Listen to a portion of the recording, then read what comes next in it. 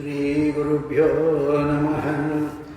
ओं नमो भगवते वासुदेवाय। ओं नमो भगवते वासुदेवाय। ओं नमो भगवते वासुदेवाय। ओं नमो भगवते वासुदेवाय। ओं नमो भगवते वासुदेवाय। ओं नमो भगवते वासुदेवाय। शुक्लांबरधरं विष्णुं शशिवर्णं चतुर्भुजं प्रसन्नवदनं ध्यायेत् सर्वविघ्नोपशान्तये। आपदामपहर्तारं दातारं सर्वसम्पदां लोकाभिरामं श्रीरामं भूयो भूयो नमाम्यहम्।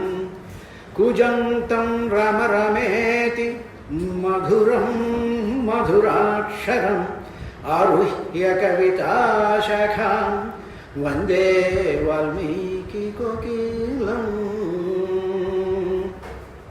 वेदवेद्ये परे पुंसि जाते दशरथात्मजं वेदप्राचेतसा दासा सीता साक्षात् रामायणात्मना। चरितं रघुनाथस्य शतकोटिप्रविस्तरम् एकैकमक्षरं प्रोक्तं महापातकनाशनम्।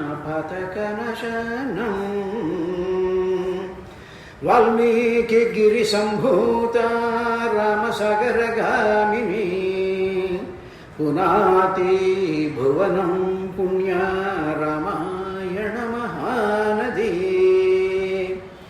श्रीराघवं दशरथात्मजमप्रमेयं सीतापतिं रघुकुलान्वयरत्नदीपम् आजानुबाहुम् अरविन्ददलायताक्षं रामं निशाचरविनाशकरं नमामि। रामं निशाचरविनाशकरं नमामि। ఇవాళ సీతా కళ్యాణ ఘట్టం చెప్పుకుందాం అన్నాము. ఒకసారి ఎక్కడో చెప్తూ ఉండేటప్పటికీ ఒక ఆయన ఒక ప్రశ్న వేశాడు. ఏమండి పెళ్ళి ఒకసారి అవుతుంది కదా, ప్రతి ఏడాది పెళ్ళి ఏమిటండి అని. వెంకటేశ్వర స్వామి తిరుపతిలో ప్రతి మధ్యాహ్నం పెళ్ళే, ఇది ఎక్కడ కూడా బాబు ఇలా చూసి మనుషులు మొదలెడతారేమోనండి అన్నాడు. అంటే అప్పుడు దానికి కారణం ఏమిటండి అంటే, ఎందుకంటే రామాయణంలో ఆ రహస్యం ఉంది. ప్రతి మానవుడి యొక్క శరీర అంతర్భాగాలలో ఆ వెన్నెముక ఉంటుంది కదా, ఆ వెన్నెముక కింద మూలాధార చక్రం అని ఉంటుంది. ఆ మూలాధార చక్రం పైనేమో సహస్రారం ఉంటుంది, మధ్యలో 6 రకాలైనటువంటి కమలాలు ఉంటాయి, చైతన్య పూరకమైనటువంటి చక్రాలు అంటారు. ఇప్పుడు ఈ సీతాదేవి ఎవరు అంటే ధరణిజాత్మజ, భూమికి పుట్టింది. కాబట్టి భూమి ఏమిటి అంటే మూలాధార చక్రానికి ఏమిటి లక్షణం అంటే భూ సంబంధమైనటువంటిది, ధరా సంబంధమైనటువంటి మ్యాటర్తో ఉన్నటువంటిది మూలాధార చక్రం. దానికి అధిష్టాన దేవత వినాయకుడు. కాబట్టి అటువంటి మూలాధార ఆత్మనే అంటాడు, మనకి అధర్వ శీర్షోపనిషత్తులో వస్తుంది. కాబట్టి ఆ మూలాధార స్థితమైనటువంటి ఆ గణేశుడి యొక్క గమన శక్తి, మూమెంట్ అన్నమాట. ఆ మూమెంటు ఈ ధరా సంబంధమైనటువంటి విశేషంలో ఉంది. అందులో సీతాదేవి పుట్టింది అని ఉంది. ఇప్పుడు ఆ సీత అనేటువంటిది వస్తుంది, ఆ శ్లోకం చెప్పినప్పుడు మనం చేస్తాం. ఇప్పుడు ఆ సీత ఎవరు అంటే కుండలిని స్వరూపమైనటువంటిది అని. ఈ కుండలిని ఏం చేస్తుందంటే సాధకులందరిలో కూడా ఎవరైనా, అసలు ఆ పుస్తకాలు తెద్దాం అనుకున్నాను కుండలిని సంబంధించి, రేపు వీలైతే పంపిస్తాను. అంటే ఆ కుండలిని యోగం మీద పుస్తకాలు ట్రాన్స్లేట్ చేశాను. అవి అందరూ 300 మంది వస్తారు కాబట్టి అందరికీ ఫ్రీగా ఇచ్చే ఏర్పాటు చేద్దాం. ఆ కుండలిని స్వరూపమైనటువంటిది ఏం జరుగుతుందంటే షట్చక్రాలని దాటుకుంటూ వెళ్ళి సహస్రారంలో ఉండేటువంటి రాముడితో కలియడం అనేటువంటిది కళ్యాణం. అది జరుగుతుందన్నమాట. కళ్యాణం అంటే అది. అందువల్ల ఏమిటి, నిత్యము కూడా ప్రతి సంవత్సరము కళ్యాణం చేస్తున్నాము అంటే ఆ కళ్యాణాన్ని చూసేటువంటి భక్తులు ఎవరైతే ఉన్నారో, సాధకులు ఎవరైతే ఉన్నారో, వాళ్ళు పరిశుద్ధమైనటువంటి మనస్సుతో అక్కడ జరుగుతున్నటువంటి కళ్యాణాన్ని కానీ మనం కొంత ఈ యోగ సంబంధమైనటువంటి విశేషంతో గమనిస్తూ ఉన్నప్పుడు అదృష్టం ఉన్నటువంటి వాళ్ళకి వాళ్ళ మూలాధార చక్రంలో ఉండేటువంటి కుండలిని సుషుమ్నా నాడి ద్వారా పైకొచ్చి ఆ రాముడితో కలిసేటువంటి విధానం ఉంది. కాబట్టి ఇది ఈ రామాయణంలో ఉండేటువంటి సీతా కళ్యాణ ఘట్టం ఏమిటి అంటే కుండలిని యోగానికి సంబంధించినటువంటి విశేషం. ఇది నిత్యము ప్రతి భక్తుడు, ప్రతి సాధకుడికి, ప్రతి మానవుడికి కూడా నిరంతరము జరుగుతూనే ఉంటుంది. ఏమంటే ఎలా జరుగుతుందండి అన్నాం అనుకోండి, ఆ కుండలిని శక్తి ఉంది చూసారా, అది ఏదో 3 చుట్టలు చుట్టుకుని అలా పడుకుని ఉంటుంది అని మామూలుగా మనకు అర్థం అవడం కోసం చెప్తారు. దానిలో నుంచే ప్రాణం ఉత్పన్నం అవుతూ ఉంటుంది. అంటే ఇప్పుడు మనం పీడిస్తూ ఉండేటువంటి ఈ గాలి, ఈ ప్రాణ వ్యవస్థ అంతా ఉంది చూసారా, అది ఆ కుండలిని స్వరూపంలో ఉండేటువంటి ప్రాణం యొక్క శక్తి మనల్ని బతికిస్తూ ఉంటుంది. ఇప్పుడు అటువంటి శక్తి స్వరూపమైనటువంటిది అమ్మవారి సీతాదేవి. ఆవిడ అక్కడ ఉంటుందన్నమాట. ఉండి దేనికోసం చూస్తూ ఉంటుందంటే కుండలిని కూడా నిశ్వాస పునః పునః అని సుందరకాండలో వస్తుంది మనకి. అది సీతాదేవి నీ హనుమంతుడు పైనుంచి చూసిన తర్వాత ఆవిడ అని ఆ దుఃఖంతో, నిశ్వాసంతో ఆవిడ బాధపడుతూ ఉంటుంది. అది ఎలా ఉంది అంటే ఒక సర్పం బుసలు కొడుతున్నట్టుగా ఉంది అని ఉంటుంది రామాయణంలో, సుందరకాండలో. కాబట్టి సీతాదేవి ఎవరు అంటే కుండలిని స్వరూపమైనటువంటి అమ్మవారు అన్నమాట. ఈ కుండలిని స్వరూపంకి మామూలుగా మనలాగా లేకపోతే మిగతా వాళ్ళలాగా జన్మ అంటూ ఉండదు. అది మహాశక్తికి జన్మ ఉండదు.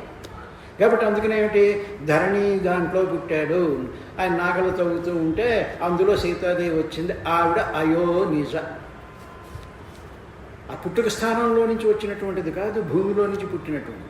ఈ భూ సంబంధమైనటువంటి విశేషం అంతా ఎక్కడుంది అంటే మన శరీరాల్లో, పంచభూతాత్మకంగా మన శరీరం.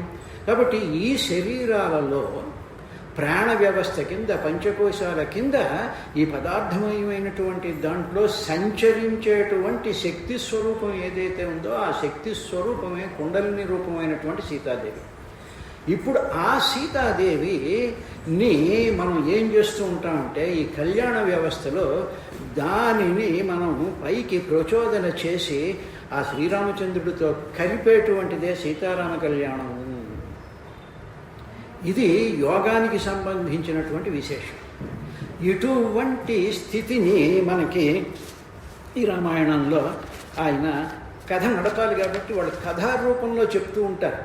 తర్వాత ఇంకొకటి కూడా గమనించాల్సింది ఏమిటంటే రామాయణంలో వాల్మీకి మహర్షి ఒక పని చేశాడు. ఆయన ప్రతి దానికి కూడా ఆయన ఏం చేస్తాడంటే ఒక మాట అనేసి వదిలేస్తాడు, అంతే. ఎక్కువ మాట్లాడు అనమాట, జస్ట్ అలాగా టచ్ చేసి వదిలేస్తాడు.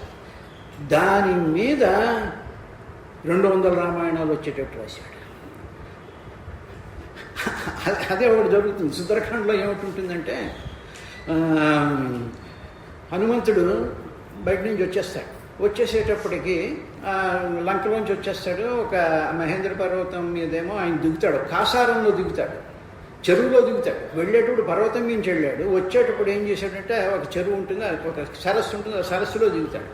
దిగేటప్పుడు ఈ వానరులు అందరూ వెళ్ళి ఆయన్ని ఇలా ముట్టేసుకుందామని ట్రై చేస్తారు. అన్నీ ఉత్సాహంగా ఉంటారు కదా.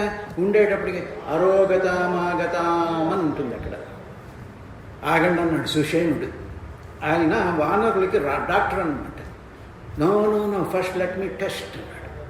అనేసిన తర్వాత అప్పుడు ఆయన టెస్టులన్నీ చేసి అవన్నీ చెప్పడు రామాయణంలో. అరోగతాం ఆగతాం అంటే ఏ రోగం లేకుండా ఆయన వెనక్కి వచ్చాడు అని నిర్ధారించినటువంటిది వానరులకి డాక్టర్ అయినటువంటి సుషేనుడు నిర్ధారణ చేశాడు. చేసిన తరువాత అప్పుడు వీళ్ళందరినీ యూ కెన్ టచ్ హిమ్ అని వదిలేరన్నమాట. ఎందుకు అలా జరిగింది అంటే ఆ లంకలోకి వెళ్ళినప్పుడు మహత్తమైన అస్త్రాలతో కొడతారు కదా. ఆ కొట్టినప్పుడు ఆ రాక్షస భటులందరూ కర్రలతోనూ వాటితోనూ కొడుతూ ఉంటారు. ఇలాగ వచ్చినటువంటి వాడికి ఏం చేస్తారంటే పాయిజన్ ఎక్కిస్తారు. అందులో వానరులకి ఇటువంటి పాయిజన్ అవి వచ్చినప్పుడు బ్యాక్టీరియా చాలా బాగా బ్రహ్మాండంగా విస్తృతం చేసేస్తాయి. పందులు ఒకటి, వానరులు ఒకటి అని. అందుకని ఏం చేశాడు, వానర సైన్యం అంతా నాశనం అయిపోతుందేమో, అందువల్ల let me test and scan చేద్దాం అని చెప్పి స్కాన్ చేసిన తర్వాత అరోగతామాగతాం ఇలా ఉంటారు వాల్మీకి రామాయణంలో.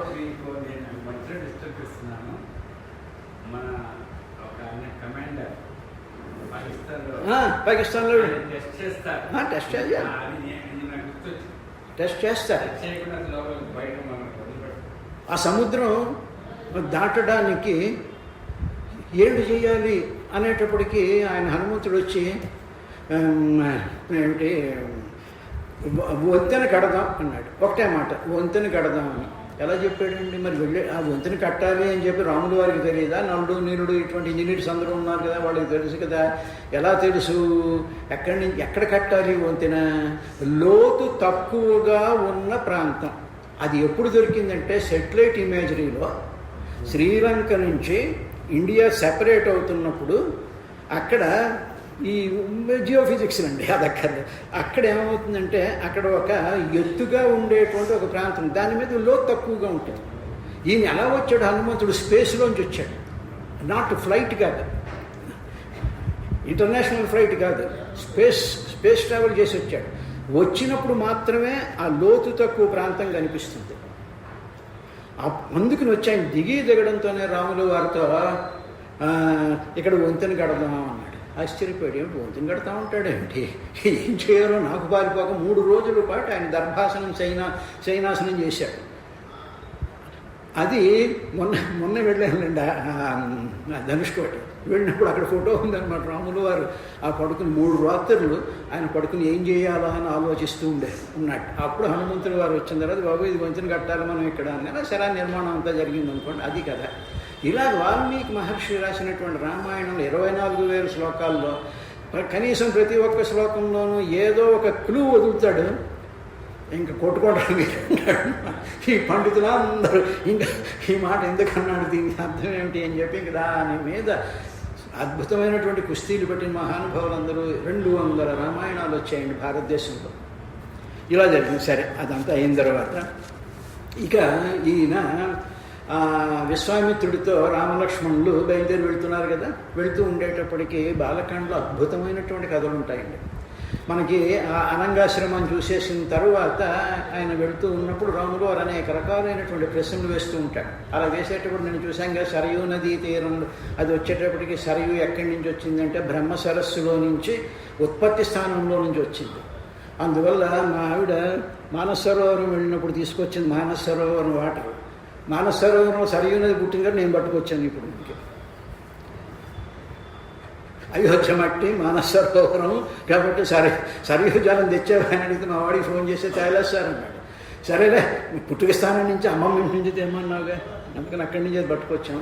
అది అందరూ కూడా అది స్వీకరించండి.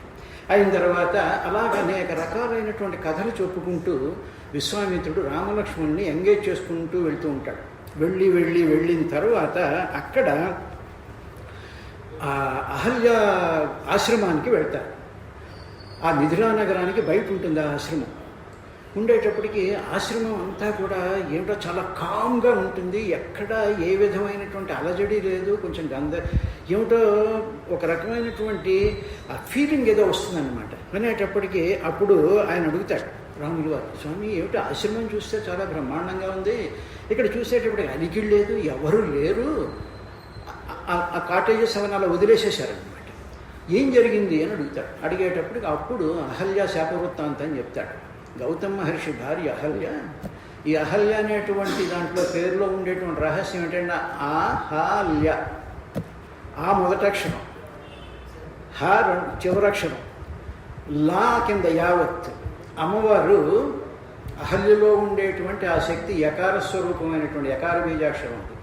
అది లయమైంది. దేంట్లో ఆ నుంచి హా వరకు ఉండేటువంటి సమస్తమైనటువంటి అక్షరాలలోనూ ఆ అక్షరాలతో కూడుకున్నటువంటి మంత్రాలలోనూ ఉండేటువంటి శక్తి ఏదైతే ఉందో ఆ శక్తి ప్రభావం కలిగినటువంటిది అహల్యాదేవి. అందుకని శ్రీరాముల వారికి ఆవిడ కాళ్ళకి దండం పెడతాడు. ఆ శక్తి సమన్వితమైనటువంటిది అన్నమాట. ఇప్పుడు ఆవిడ భర్త గౌతమ మహర్షి, ఆయన మహాజ్ఞాన సంపన్నుడైనటువంటి వాడు, మహాతపో సంపన్నుడైనటువంటి వాడు. ఇటువంటి అహల్య స్వరూపానికి ఇంద్రుడు ఏదో ఒక అపచారం చేస్తాడు. చేసిన తరువాత అది తెలిసి అహల్య ఇంద్రుడు యొక్క దానితో ఆ కామమోహితురాలు అయింది అని చెప్పి రామాయణంలో ఆయన జస్ట్ సూచించి వదిలాడు. కానీ మామూలుగా శ్లోకం చదువుతూ ఉన్నప్పుడు వాడు వచ్చినటువంటి వాడు ఇంద్రుడు అని తెలిసి నువ్వు తప్పు చేస్తున్నావు, నువ్వు ఇలా చెయ్యకూడదు అని చెప్పి ఆవిడ నివారించినట్టుగా శ్లోకం ఉంటుంది. దాని మీద ఓల్డెన్ గ్రంథాలు వచ్చాయి. ఆవిడ నిజంగా తప్పు చేసిందా ఏమిటి అనేటువంటిది అన్నమాట. అలాగ మన బ్రెయిన్స్ కంటిన్యూస్గా పని చేయించేటట్టు ఉంటుంది రామాయణంలో ప్రతి కథ కూడా. సరే, ఆ శాపం ఇస్తాడు ఆయన గౌతమ మహర్షి. నీవు ఎవ్వరికీ కనిపించవు, నెంబర్ 1. నెంబర్ 2, నువ్వు భస్మాకృతిలో ఉంటావు, అంటే భస్మం అయిపోయినట్టుగా ఉంటావు. నీకు పూర్తిగా ప్రజ్ఞ అంతా ఉంటుంది, నీవు ఎవరి కన్నులకి కనిపించవు. మూడవది, నీవు ఈ శ్రీరామచంద్రుడు వచ్చేంత వరకు కూడా నీవు తపస్సు ఆచరిస్తూ ఉండు. అప్పుడు రాముడు వచ్చిన తరువాత ఆ రాముడిని నువ్వు చూస్తావు, రాముడు నిన్ను చూస్తాడు, అప్పుడు నేను మళ్ళీ నిన్ను స్వీకరిస్తాను అని చెప్పేసి ఆయన ఆ శాపం పెట్టి వెళ్ళిపోతాడు. ఆ కథ విశ్వామిత్రుడు రాముడికి చెప్తాడు. అనేటప్పుడు కదా అని చెప్పి ఆయన ఇలాగ వెళ్ళగానే ఈయన కాలుతో తనడం అదేం లేదండి, ఉరికినే మనకి ఉరికినే నాతిని రాతిగా మార్చావు పాటలు అటువంటి వస్తుంటాడు. సరే అని జరుగుతుంది అది అక్కడ. అప్పుడు ఎప్పుడైతే శ్రీరామచంద్రుడు ఆ ఆశ్రమ ప్రాంతంలోకి అడుగుపెట్టాడో ఆ పాదరజం వల్ల ఆ భస్మ రూపంలో ఉండి అద్భుతమైనటువంటి ఆ స్థితిలో ఉండేటువంటి అహల్యాదేవికి ఆ స్వరూపం వచ్చింది. వచ్చేటప్పుడు మహా తేజస్సంపన్నతో వెలిగిపోతూ ఉంటుంది, మహాపతివ్రత స్వరూపమైనటువంటిది. వెంటనే రామలక్ష్మణులు ఇద్దరూ కూడా ఆవిడ కాళ్ళకి దండం పెడతారు, సాష్టాంగ నమస్కారం చేసి, అమ్మ మీ దర్శనం అయింది. అహల్యాకృత స్తోత్రం అనేటువంటిది అధ్యాత్మ రామాయణంలో ఉందండి. అది సంతానం కావాలి అనుకున్నటువంటి వాళ్ళు ఆ స్తోత్రాన్ని పారాయణ చేసినట్లే సంతానం కలుగుతుందన్నారు. మా పిల్లాడికి మా అమ్మాయికి ఇద్దరికి కూడా సంతానం బాగా లేటుగా. ఒక ఆవిడ వచ్చి చెప్పింది, అయ్యా అహల్యాకృత స్తోత్రం చదువుకో రోజు. ఆవాడి నుంచి ఈవాటి వరకు నిరంతరం అహల్యాకృతం అహో అని ఉంటే మొదలవుతుంది. ఆకాశత్వం అనేసి మొత్తం 26 శ్లోకాల్లో అది ఉంటుందన్నమాట. అది అహల్యాకృత స్తోత్రం అవుతుంది. అలాగా శ్రీరామచంద్రుడు అయిన తర్వాత అప్పుడు శ్రీరామచంద్రుడిని ఆవిడన్నీ పూజించి వాళ్ళకి కావలసినటువంటి సకల సౌకర్యాలు చేసిన తర్వాత అప్పుడు అమ్మ మేము వెళ్ళొస్తాం, సరే వెళ్ళి రండి రాని అంటుంది. అప్పుడు ఇంతలో గౌతముడు కూడా వస్తాడు. ఇద్దరు కలిసి శ్రీరామచంద్రుడిని వాళ్ళని సత్కారం చేసిన తర్వాత, స్వామి మేము వెళుతున్నాం. ఎందుకు వెళుతున్నామో ఇంతవరకు విశ్వామిత్ర మహర్షి రామలక్ష్మణుని చెప్పడం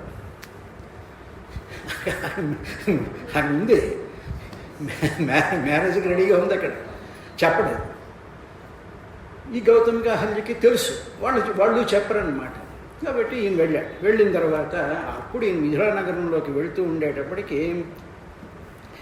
అక్కడ విశ్వామిత్రం పురస్కృత్య యజ్ఞవాటం ఉపాగతం.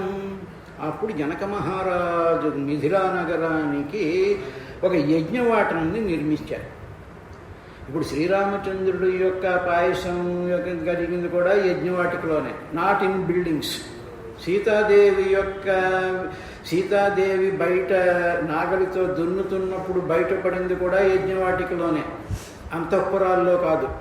కాబట్టి యజ్ఞంలోనే అటు సీత కానీ ఇటు రామలక్ష్మణులు కానీ ఆవిర్భావం జరగడానికి యజ్ఞమే కారణం. ఎందుకంటే యజ్ఞో వై పురుష, ఆయన యజ్ఞస్వరూపుడు కాబట్టి ఆయన యజ్ఞాల్లోనే ఉంటాడు. అదనమాట. అన్న తర్వాత ఆ ఆశ్రమవాటిని ఆ యజ్ఞవాటికలోకి వెళ్ళేటప్పటికి బహువీహ సహస్రాణి నానాదేశ నివాసినం బ్రాహ్మణానాం మహాభాగ వేదాధ్యయనశాలినాం. అక్కడికి వెళ్ళేటప్పటికి కొన్ని వేల మంది వచ్చేసారు. బ్రాహ్మణులు కానీ ఋషులు కానీ మునులు కానీ వీళ్ళందరూ అన్నమాట వచ్చేసి జనక మహారాజు యజ్ఞం చేస్తున్నాడు కాబట్టి అందరూ వచ్చేసారు. వచ్చేసేటప్పటికి రాములు వారికి కొంత కంజెషన్ ఫీల్ అయ్యాడు. ఈ గందరగోళంలో ఈ హడావిడిలో నేనెక్కడ ఉండాలి, నా అకామిడేషన్ ఏమిటి అని చెప్పి కొంచెం ఇదిగా కన్ఫ్యూజ్ అయినట్టుగా కనిపించేటప్పటికీ అప్పుడు విశ్వామిత్రుడు గ్రహించి రామ, నీకు నీటి సదుపాయం నిర్జన ప్రాంతంలో బసను ఏర్పాటు చేస్తాను అని చెప్పి శ్రీరామచంద్రుడికి ఆ యజ్ఞవాటికి దూరంగా, చాలా దూరంగా అక్కడ ఒక ప్రశాంతమైనటువంటి నిర్జనమైనటువంటి ప్రాంతంలో శ్రీరామచంద్రుడికి ఆయన బస ఏర్పాటు చేసి ఇక్కడ మన సంధ్యావందనాలు అవి చేసుకుందామని చెప్పి వాళ్ళంతా చేసుకునేటువంటి సందర్భంలో వెంటనే ఈ వార్త జనక మహారాజుకి తెలిసింది. విశ్వామిత్ర మహర్షి వచ్చాడన్నమాట. ఈ పిల్లలు ఎవరో ఉన్నారని సంగతి తెలియదు. విశ్వామిత్రుడు వచ్చాడని ఆయన సంగతి తెలిసిన తరువాత వెంటనే ఈయన పరిగెత్తుకుని వెళ్ళి ఆ శతానంద మహర్షి, అహల్య కొడుకైనటువంటి శతానందుడు ఆయనకి కులగురు, ఈయనకి వశిష్ఠుళ్ళాగా. వెళ్ళిన తర్వాత, స్వామి మీ రాకతో నా యజ్ఞం సఫలమైపోయింది, మీ దర్శనం నా యజ్ఞఫలంగా భావిస్తాను అని చెప్తూ ఆయన అన్నాడు, ఇంకొక 12 రోజుల్లో స్వామి నేను తలపెట్టినటువంటి యజ్ఞం పరిసమాప్తం అవుతోంది.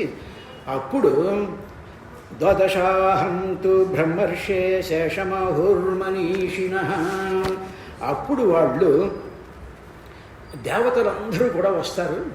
ఆ దేవతలందరూ వచ్చిన తరువాత మీరు ఆ దేవతలను చూద్దురు, కానీ మేము తీసినటువంటి దేవతా స్వరూపాలన్నీ కూడా ఇక్కడికి వస్తాయి అని చెప్పి పూర్వం హవిస్సులు ఇస్తున్నప్పుడు దేవతలు స్వయంగా వచ్చి హవిస్సులు స్వీకరించి వెళ్ళేవారు. ఇప్పుడు అలా కాకుండా అగ్నిహోత్రుడు పోస్ట్ మ్యాన్ అనమాట. ఈయన పట్టుకెళ్ళి ఆయన వాళ్ళకి ఇస్తున్నాడు, కొరియర్ అగ్నిహోత్రుడు అలా పట్టుకెళ్ళి ఇస్తూ ఉంటాడు. వాళ్ళ దేవతలందరూ వచ్చేసేవారు. వచ్చేసిన వాళ్ళందరినీ చూద్దురు కానీ మీరు అన్నారు. రాముడికి అమ్మ వాళ్ళందరూ చూశారంటే నన్ను గుర్తుపెడతారు, ప్రాబ్లం కదా. ఇదే శరభంగాశ్రమంలో ఇదే జరుగుతుంది.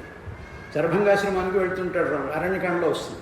వెళ్తూ ఉండేటువంటి సందర్భంలో అక్కడ శరభంగముని దర్శనం చేసుకుందామని చెప్పి రాముడు, లక్ష్మణుడు, సీత ఉండేటప్పటికీ ఆకుపచ్చని గుర్రాలతో ఒక రథం దిగుతుంది, అది కింద దిగదు, గాలిలో తేలుతూ ఉంటుంది.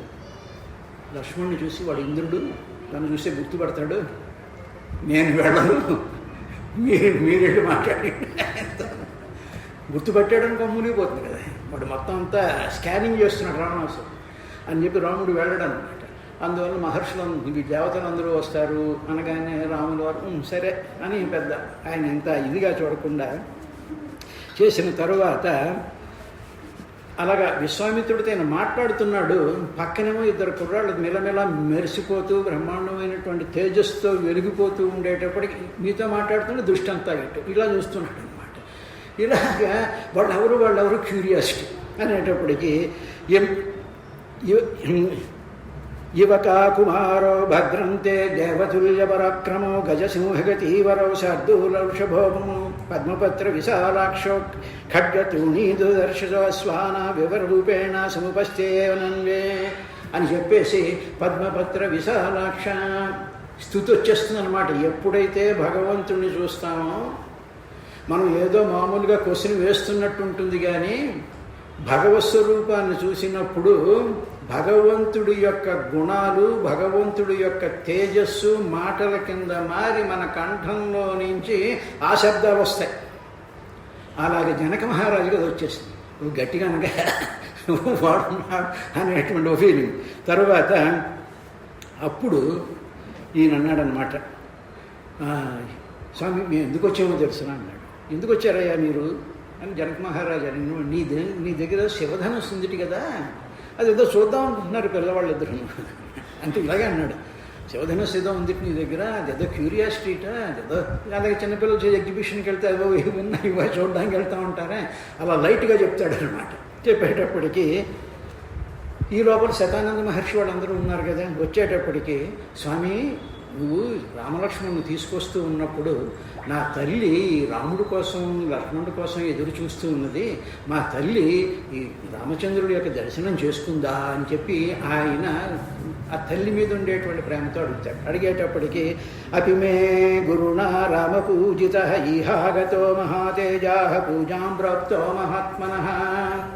అయ్యా వెళ్ళాం, ఆశ్రమానికి వెళ్ళాం అనగానే వెంటనే ఈయన మా అమ్మ ఆయనకి చేసిన పూజ అది చేసిందా, కాఫీ టీలు అవి ఇచ్చిందా, ఆయన గౌరవించిందా అనేటువంటి దాంట్లో ఆయన వేశాడు. అనేటప్పటికీ అప్పుడు మీ అమ్మ అన్నీ చేసిందయ్యా, రామచంద్రుడు పూర్తిగా సంతృప్తి చెందాడు. వీళ్ళిద్దరికీ తెలిసి ఈయనవడం కాబట్టి ఆ చేయవలసినటువంటి పూజా సంస్కారాలు అన్నీ చేసిందా అనేటువంటి చేసిందయ్యా అన్న తరువాత సరే అప్పుడు ఆ సంతోషం పట్టలేక శతానంద మహర్షి రామచంద్రుని చూస్తూ, అయ్యా రామచంద్ర, ఈ విశ్వామిత్రుడు ఎవరనుకున్నావు అని చెప్పి విశ్వామిత్రుడి యొక్క టోటల్ కథ అంతా చెప్పారండి రామాయణంలో.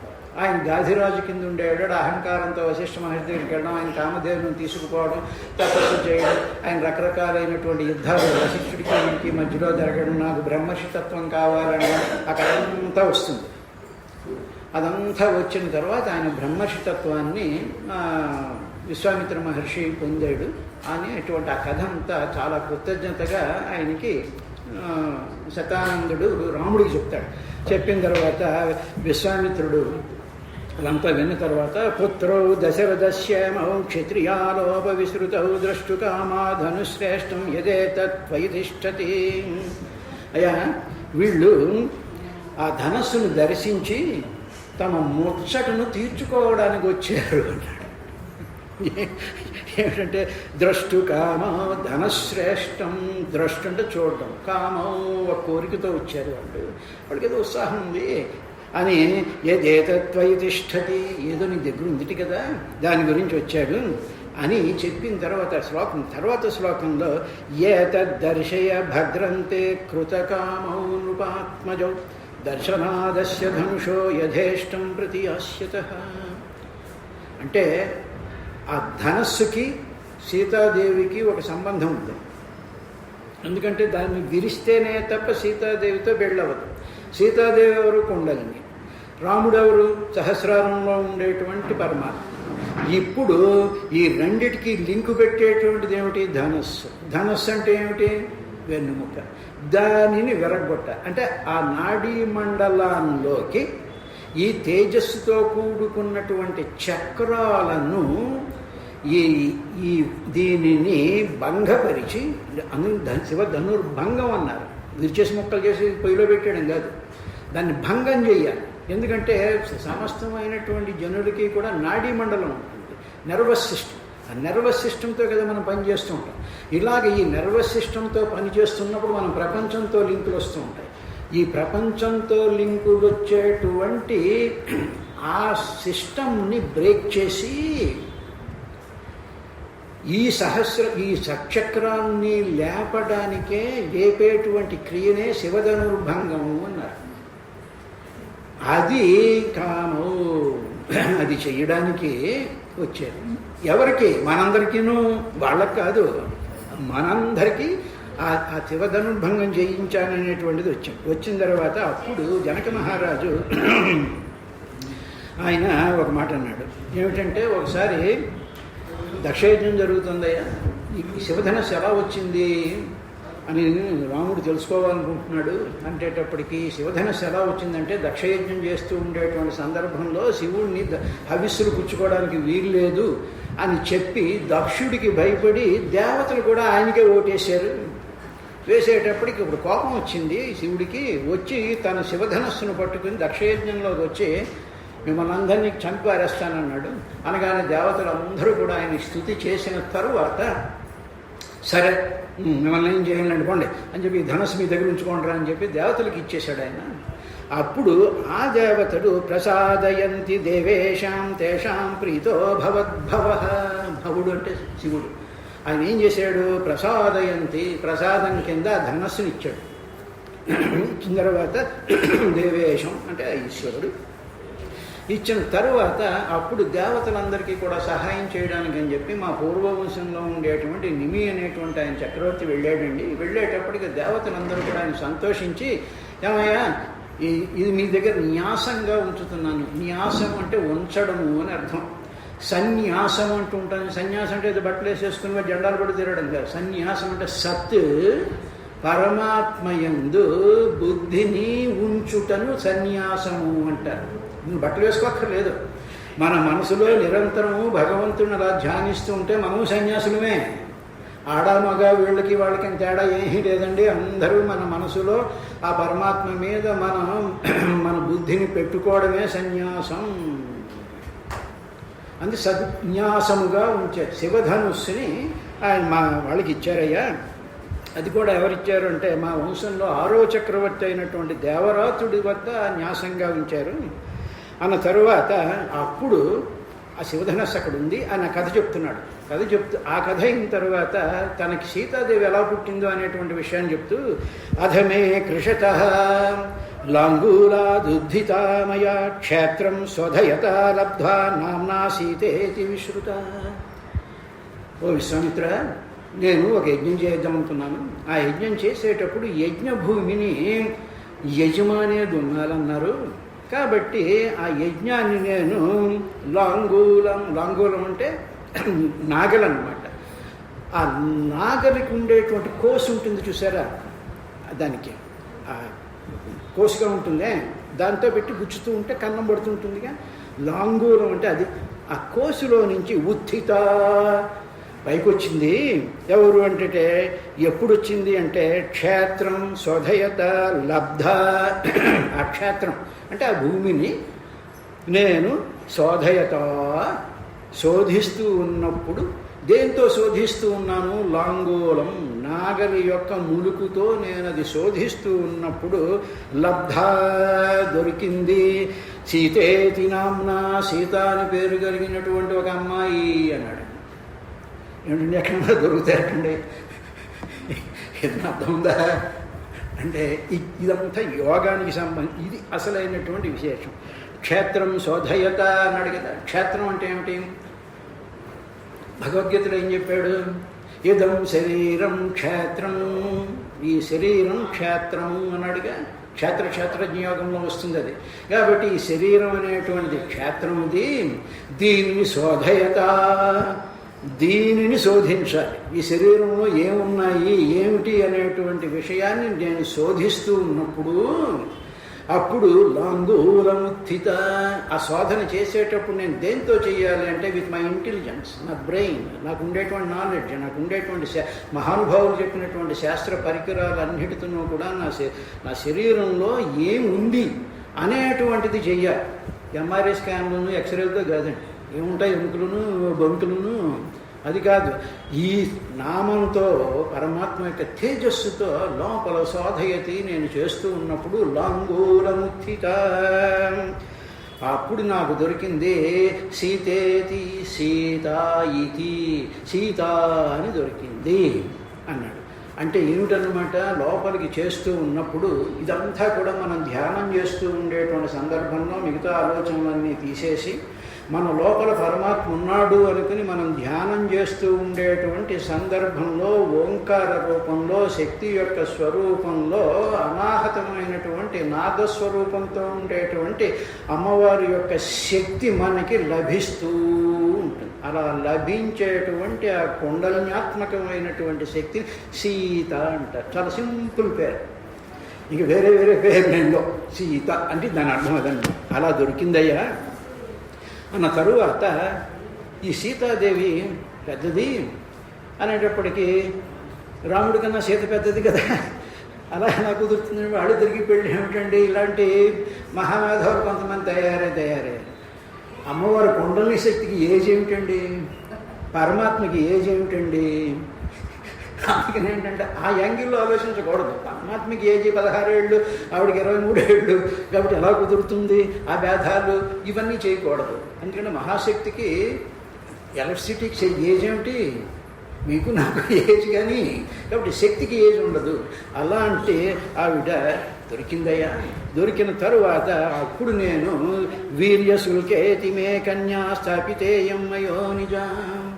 ఎవరైతే మహాబలవంతులైనటువంటి వాళ్ళు, వీరులైనటువంటి వాళ్ళు, శక్తి సమన్వితులైనటువంటి వాళ్ళు, ఎందుకంటే శక్తిని భరించాలంటే మనకు శక్తి ఉండాలిగా. అందువల్ల మహాశక్తి సమన్వితులైనటువంటి వాళ్ళు ఎవరుంటారో అటువంటి వాళ్ళకే మా అమ్మాయినిచ్చి వివాహం చేద్దామని అనుకున్నాను నేను అన్న తర్వాత అప్పుడు చాలామంది వచ్చారు. ఏమిటి నేను పెట్టినటువంటి కండిషన్ ఏమిటంటే మా పూర్వుల్లో న్యాసంగా ఉంచబడిన శివధనుస్సుని ఎవరైతే దాన్ని ఎక్కుపెట్టి దానికి అల్లెత్రాడు కడతారో, అదే చెప్పాడు, వెరగొట్టమని చెప్పలే, అల్లెత్రాడు కడతారో వాళ్ళకి మా అమ్మాయినిచ్చి వివాహం చేస్తాను. అల్లెత్రాడు కట్టడం అంటే సుషుమ్నా అన్నాడు అన్నమాట. శివధనుస్సు అంటే ఏమిటన్నమాట? మనలో ఉండేటువంటి వెన్నుముక అన్నమాట. మనం సాధన చేస్తూ ఉండేటప్పుడు కుంభకం, రేచకం అనేటువంటి యోగ పద్ధతులతో చేస్తూ ఉంటారు. అలా చేసినప్పుడు ఏమవుతుంది, అల్లెత్తాడులాగా సుషుమ్నా నాడి పైకి వెళ్తుందన్నమాట. అలాగా వెళ్ళి అక్కడ దాంతో ముడి పడుతుంది.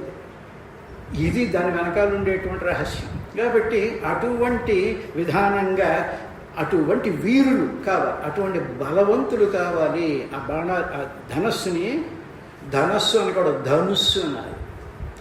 సరే, మనకు అలవాటు ప్రకారం ధనస్సు అని వచ్చేస్తుంది అనుకోండి.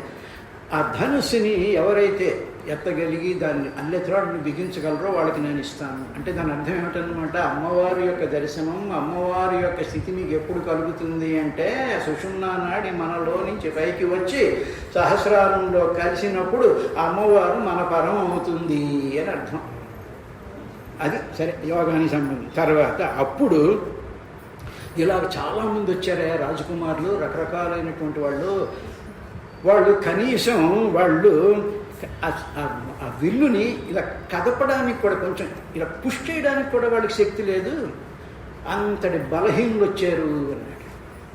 అంటే ఏమిటనమాట, భగవంతుడిని కదపడానికే మనకు ఎంతో శక్తి ఉండాలి, ఎంతో దీక్ష ఉండాలి. 33 ఏళ్ళ నుంచి కదుపుతున్నాడు భగవంతుడు. ఆ శక్తి నాకు ఎక్కడ ఉంది. కాబట్టి ఆ శక్తి ఉండాలండి, ఆ దీక్ష ఉండాలి, ఆ పట్టుదల ఉండాలి, ఆ దక్షిణ్యం ఉండాలి. అది ఉంటేనే కానీ అది ఒక మహాశక్తి స్వరూపం కింద మనుషుల్లోంచి వస్తుంది. ఎవరికి వస్తుంది అనేటువంటిది భగవంతుడి ఇచ్చే ప్రకారం జరుగుతుంది వాళ్ళకి. అటువంటి శక్తి ఉండాలయ్యా అని చెప్పిన తర్వాత అప్పుడు ఈ కథ అంతా చెప్పేసి ఆ ఇద్దరు పిల్లలు ఉన్నారు అక్కడ, మంచి మిలమిలా మెరిసిపోతున్నారు, బ్రహ్మాండమైనటువంటి జుడపాలతో ఉన్నారు, తేజస్తో ఉన్నారు, పద్మభద్ర విశాలాక్ష కాకపక్షధరావు అలా ఉండేటువంటి వాడిని చూసి యజ్జస్య ధనుషో రామ కుర్యాదారోపణం మునే సుతాం అయోనిజాం సీతాం దర్జాం దాసరదేహం. ఈ రాముడు కానీ ఆ శివధనుస్సుని ఆరోపణ చేసినట్లయితే దధ్యామి ఇచ్చేస్తాను నేను మాట్లాడకుండా దశరథాహం, ఆ దశరథ కుమారుడైనటువంటి వానికి అయోనిజాం సీతాం సుతాం, నా కూతుర్ని ఇచ్చి వివాహం చేసేస్తానని కమిట్ అయిపోయాడు. అంటే అప్పుడే వీళ్ళైపోయాడు, అప్పుడే నిశ్చేతాందోళన అయిపోయింది. ఎట్లా మీద కథ జరగాలి. అప్పుడు ఏం చేశాడు అంటే ఈ ధనుసును చూడాలని మంచి క్యూరియాసిటీతో ఉన్నాడు. చూసేటప్పటికి అప్పుడు వెంటనే జనక మహారాజు ఏం చేశాడంటే, యజ్ఞవాటికలో జరుగుతుంది కదంతా, మిథునానగరం ఆ పక్కన ఎక్కడో ఉంది. అక్కడి నుంచి ఆ భటులందరినీ పిలిచి, ఏమర్రా మీరు వెళ్ళి శివధనుస్సుని తీసుకురండి అన్న.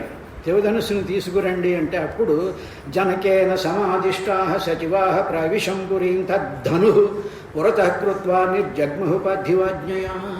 ఈ పార్థివి అంటే రాజు యొక్క ఆజ్ఞతో వీళ్ళు వెళ్ళిన తర్వాత నృణాం శతాని 50, నృణాం అంటే మనుషులు, మహాబలవంతులైనటువంటి మనుషులు, శతాని 100 ఇంటూ 50, 500, ఇంకో 0 చేరిస్తే 5000, 5000 మంది మనుషులు దాన్ని తీసుకొచ్చారు.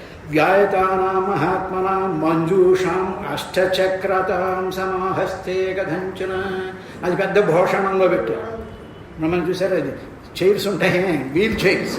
అలాగా 8 చక్రాలతో ఉండేటువంటి ఒక భూషణం లాంటి దాంట్లో ఆ శివధనుస్సు ఉంది. ప్రతిరోజు వాళ్ళు పూజ చేస్తుంటారు.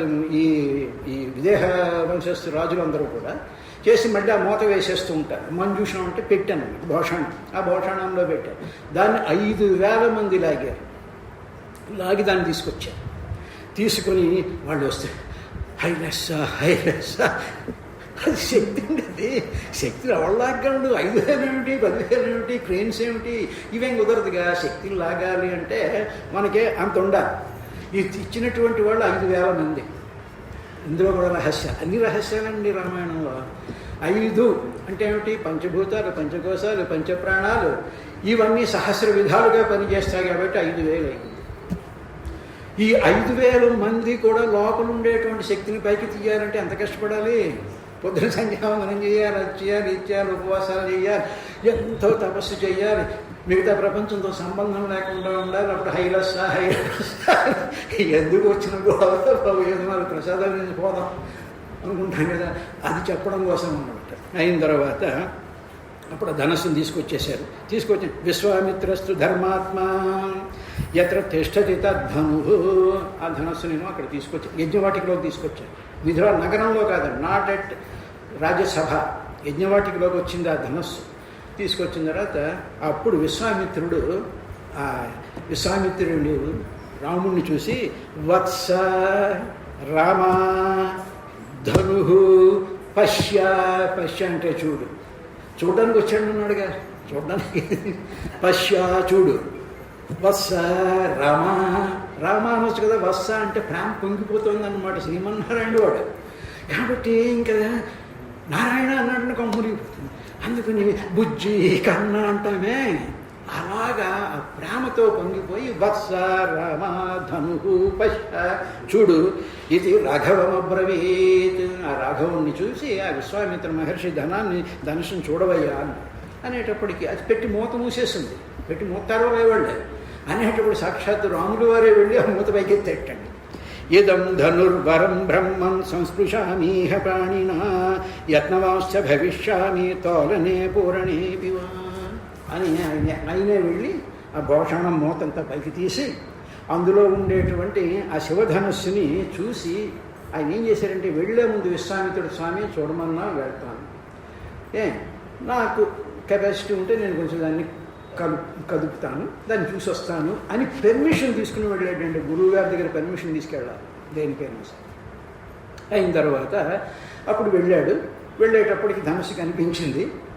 ఆ ధనస్సు స్వరూపంలో ఎవరు కనిపిస్తాను, ఆవిడ కనిపిస్తాం. అది చెప్పడం రామాయణంలో ఆయన చూస్తున్న ధనస్సుని కాదు, ఆవిడ్ని లీలయా స ధనుర్మధ్యే జగ్రాహవచనాన్ముహే పశ్యతాం నృసహస్రాణం బహూనాం రఘునందన ఆరోపయత్వా ధర్మాత్మా పూరయామ సద్ధను. వెంటనే ఆ ధనస్సు మధ్య భాగాన్ని చాలా అవలీలగా పట్టుకుని పైకెత్తేసేసి వెంటనే ఎప్పుడైతే శ్రీరామచంద్రుడు ఆ ధనస్సును పట్టుకుని ఇలా పైకి చేశాడో అది నమస్కారం పెట్టుకున్నట్టుగా వంగిపోయింది. ఈనొంచలేదండి, అదే వంగిపోయింది. దీన్ని పట్టుకుని విశ్వనాథ సత్యనారాయణ గారు ఇలాగే ఉంటాయి పదాలు అనమాట, అది పట్టుకుని అల్లేస్తారు మహాకవులందరూ కూడా. తనంతట తానే వంగిపోయింది రామాయణంలో ఉంది కాబట్టి అలా తనంత తాను పట్టుకున్నటువంటిది సాక్షాత్తు పరమాత్మ పట్టుకోగానే ఏమైపోతుంది, మన పరమాత్మ పట్టుకుంటే గాడి మీద పడిపోతాం అంతే, ఇంకొక విధానం ఏం లేదుగా. అలాగ జడమైనా చేతనమైనా సరే పరమాత్మ యొక్క సంస్పర్శ కలిగిన వెంటనే లొంగిపోవడం అనేటువంటిది ఆ పరమాత్మ యొక్క శక్తి స్వరూపంతో ఉంటుంది. అలా అయిన తర్వాత ధనస్సును పైకి తీసేసి చాలా క్విక్గా చేశాడనమాట. అల్లిటని బిగించేసేసి సంధించి చెవుల వరకు ఇలా లాగేటప్పటికీ అది తస్య శబ్దో మహానాశి నిర్ఘాత సమనిస్వన, బ్రహ్మాండమైనటువంటి శబ్దంతో ఆ ధనస్సు విరిగి పడేటప్పటికీ అంతమంది ఉన్నారు, మహర్షులు వీళ్ళు వాళ్ళు ఉన్నారు, అందరూ కూడా శబ్దానికి బేజారెత్తిపోయి అందరూ మూర్చిపోయారు. రాముడు, లక్ష్మణుడు, జనకుడు, విశ్వామిత్రుడు తప్ప మిగతా వాళ్ళందరూ బోర్చొచ్చేసింది అన్నమాట. పడిపోయారు, ఆ శబ్దం భరించలేక పడిపోయినారు అందరూ. ఇది పడిపోవాలి అలాగా, ఎందుకంటే ఆ మహాశక్తి ఇది వస్తున్నప్పుడు దాన్ని భరించేటువంటిది ఎవరు ఉండదన్నమాట. ఎప్పుడైతే కుండలిని జాగృతం అవుతుందో మనలో అనేక రకాలైనటువంటి శబ్దాలు వస్తూ ఉంటాయి. నేను రాసినటువంటి పుస్తకంలో పంపిస్తాను రేపు, అందరికీ ఫ్రీగా ఇవ్వండి. దీన్నే పోతన గారు దీన్ని తీసుకురావడంలో ఈయన 5,000 మందిని రామాయణంలో ఉంది, కానీ పోతన గారు ఏమో 300 గదిల్చి తెచ్చిన లలాటోగ్రాక్షు చాపంబు 300 మంది అని చెప్పి ఆయన పోతన గారు రాశారు. అది వేరే రకరకాలైన రామాయణంలో లెక్కలు వేరుగా ఉంటాయి, దాని మీద మనం డిస్కషన్ అనవసరం. ఒక 300 గదల్చి తెచ్చిన లలాటోగ్రాక్షు చాపంబు బాలకరీంద్రంబు సులీలమై చెరుకు కోలంద్రుంచు చందంబునం. ఒక ఏనుక్కి ఓ చెరుగడు ఉందనుకోండి పొలంలో, దాన్ని ఇలా తీసేస్తే అదలు వారేస్తుంది. అలాగా సకలోర్వీసులు చూడగా విరిచ దోశక్తిం విదేహ క్షమాపక గేహంబున సీతకై గుణమణి ప్రస్ఫీతకై లీలతో. దాన్ని అలా పెట్టేసి లాగేటప్పుడు విరిగిపోయింది అని పోతన గారు రాసిన తర్వాత వెంటనే ఆయనకి ఇంకా సంతోషం పట్టలేక భూతలనాథుడు రాముడు ప్రీతుండై పెండ్లి ఆడ పృథిగుణమణి సంఘాతం భాగ్యోపేతం సీతం ముఖకాంతి విజిత శితఘద్యోతం. అమోహ నిరోడైన పదాలు వచ్చేస్తుంటాయని అలాగా పదాలతో పోతన గారు చేశారు. సరే, ఇది రాముడు అయిన తర్వాత దశరథ మహారాజుకి కబురు వెళ్ళింది. శివధనుర్భంగం అయిపోయింది, ఆయన మాట మీద నిలబడ్డాడు కాబట్టి ఇచ్చారు, పెళ్లి చేయాలి కాబట్టి తల్లిదండ్రులకి వర్తమానం పంపించేటప్పటికీ అప్పుడు వెంటనే దశరథ మహారాజు 3 రోజులు ప్రయాణం చేసి, జనక మహారాజు వార్తాహరులు 3 రోజులు ప్రయాణం చేసి అయోధ్యకి, మిథిలానగర్ నుంచి అయోధ్యకి వెళ్ళి, స్వామి ఇలా మీ అబ్బాయి ఇలా చేశాడు, విశ్వామిత్ర మహర్షి మిమ్మల్ని రమ్మనమన్నారు, జనక మహారాజు ఆహ్వానం చేస్తున్నాడు అనగానే వాళ్ళు దశరథ మహారాజు వాళ్ళు బయలుదేరి వచ్చారు. వచ్చిన తరువాత అప్పుడు దశరథ మహారాజు వచ్చిన తర్వాత ఈయన స్వాగత సత్కారాలన్నీ ఏర్పాటు చేసిన తర్వాత అప్పుడు జనక మహారాజు దశరథ మహారాజుతో, అయ్యా మనం వరుడు చేయాల్సినటువంటి కార్యక్రమాలన్నీ ఉంటాయి కదా, అవన్నీ కూడా చేయించాలి అని చెప్పిన తర్వాత, నాకు 2 కూతుళ్ళు, ఒక సీతాదేవి, ఊర్మిళ, మా బ్రదర్ ఒకటి ఉన్నాడండి, వాళ్ళకి 2 పిల్లలు ఉన్నారు, పనిలో ముడెట్టేద్దాం, నీకు 4 ఉన్నారు కదా. సాంకాశ్య నగరాన్ని పరిపాలించేటువంటి కుశధ్వజుడు అనేటువంటి వాడు నా తమ్ముడు దశరథ, కాబట్టి ఆయనకి 2 పిల్లలు ఉన్నారు, కాబట్టి 4 పెళ్ళిళ్ళు ఒకే స్టేజ్ మీద మళ్ళీ ఖర్చు లేకుండా ఉంటుంది కదా, మొత్తం ఒకే స్టేజ్ మీద చేసి పారేద్దాం కానీ ఓకే సార్ చేసేద్దాం అన్న తర్వాత వాళ్ళ పేర్లు ఏమిటంటే మాండవి, శృతకీర్తి. సీత, ఊర్మిళ, మాండవి, శృతకీర్తి, అద్భుతమైనటువంటి పేర్లను. ఈ పేర్లు పెట్టుకోవాలి, యాహ, ఓహో, సమంత, అగ్యమంత. భయం వేసేస్తుంటే ఆ పేర్లు అవి వింటూ ఉంటే. రామాయణంలో ఎన్ని పేర్లున్నాయి. ఆ పదాలను తలుచుకుంటూ ఉంటేనే మహత్తరమైనటువంటి శక్తి, ఆనందం కలుగుతుంది. ఆ పేర్లు పెట్టుకోండి అనుభవం అయిన తర్వాత వెంటనే దశరథ మహారాజు వచ్చాడు. దీని కన్యాదానం అంటాం కదా, ఇది రామాయణంలో ప్రతి మనిషి, ప్రతి కుటుంబవాడు, ప్రతి యజమాని, ఏ కులం వాళ్ళైనా నేర్చుకోవలసినటువంటి ఒక మహత్తరమైనటువంటి విషయం రామాయణం చెప్పింది. దశరథ మహారాజు వచ్చాడు, మగపెళ్లివారు కదా, మగపెళ్లివారు వచ్చేటప్పటికి మనం ఏం చేస్తామండి, ఆడపెళ్లివారు గజగజలాడిపోతూ వంగిపోతూ, అయ్యో హాహా అయ్యో వాడి మర్యాద ఇవ్వకపోతే వాడి కోపం వస్తుందేమో అనుకుంటాం కదా. దశరథ మహారాజు ఏమన్నాడో తెలిసిన, ప్రతిగ్రహో దాతృవశ శృతమే తన్మయా పుర యదా వక్ష్యసి ధర్మజ్ఞ తత్కరిష్యామహే వయం. నిజంగా రామాయణం కావాలనుకున్నటువంటి వాడు ఎవరైనా సరే ఈ దశరథ మహారాజు చేసినటువంటి విషయాన్ని ఫాలో అయితేనే మనం నిజమైనటువంటి రామభక్తులం, భారతదేశంలో పుట్టినటువంటి వాడు. అలా కాకుండా దీనికి డిఫరెంట్గా బిహేవ్ చేస్తున్నామంటే మనం పాకిస్తాన్లో వాళ్ళమే. ఏమన్నాడంటే ప్రతిగ్రహో దాతృవశ, నేను ప్రతిగ్రహుణ్ణి, నువ్వు దానం ఇస్తుంటే నేను చెయ్యి కింద పెడుతున్నాను, నువ్వు కన్యని దానం చేస్తున్నావు నాకు. దానం పుచ్చుకునేటువంటి వాడు ఎప్పుడు చెయ్యి కింద ఉంటుంది కాబట్టి. ఇప్పుడు అర్థమైందా, మనం పిల్లల్ని దానం చేస్తున్నామంటే నాకు ఆవాచి ఇస్తావా, మోటార్ సైకిల్ ఇస్తావా, ఆ ఎకరం రాస్తావా, ఆ పంపిస్తావా, వాళ్ళందరినీ లాక్ కొట్టాలనిపిస్తుందండి నాకు ఈ శ్లోకం చదివిన తర్వాత. ప్రతిగ్రహో దాతృవశ శృతమే తన్మయా పుర. పూర్వం నేను విన్నానయ్యా అని ఒక మాట అన్నాడు. ఏమిటా మాట అన్నాడు అంటే, బలిచక్రవర్తి రావణుడికి ఆ దానం చేస్తూ ఉండేటువంటి సందర్భంలో గౌతమ్ గారి పద్యం, ఆదిం శ్రీ సతి కొప్పుపై అని చెప్పేసి, అంత మహాపరమాత్మ స్వరూపమైనటువంటి వాడు సాధారణమైనటువంటి బలిచక్రవర్తి దగ్గర దానం కోసం చెప్పి దానికి కింద చేపెట్టాడు ఆయన. అటువంటిది పూర్వం అలా జరిగింది అని యథా వక్ష్యసి ధర్మజ్ఞ, ధర్మం తెలిసినటువంటి జనక మహారాజా, యథా వక్ష్యసి, నువ్వు ఎలా చెప్తే నేను అలా చేస్తాను. మగపెళ్లి వారు చెయ్యవలసినటువంటిది ఏమిటంటే, వియ్యంకుడు వియ్యకురాలు చెయ్యవలసింది ఏమిటి అంటే, పెళ్లి కూతురు తల్లిదండ్రులు, అమ్మా అయ్యా మీరు ఏం చెప్తే నేను అది చేస్తాను, మీరు కాఫీ ఇస్తే కాఫీ తాగుతా, ఉప్మా ఇస్తే ఉప్మా తింటా, మీరు ఏ చీర పెడితే ఆ చీర తీసుకుంటాను, అంతే తప్ప అక్కడ తినలేదు ఇక్కడ.